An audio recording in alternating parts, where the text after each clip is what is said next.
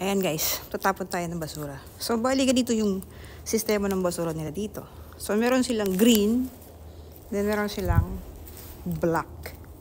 So, bali yung black, ito ay yung mga recycle, mga papel, plastic, ilalagay mo siya din eh. Dali lang. Ayan.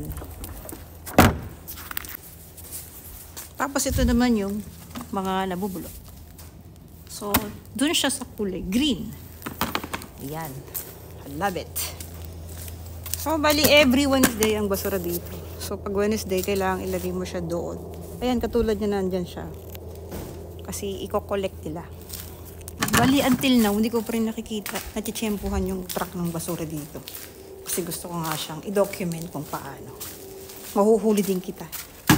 So, sarahan natin siya.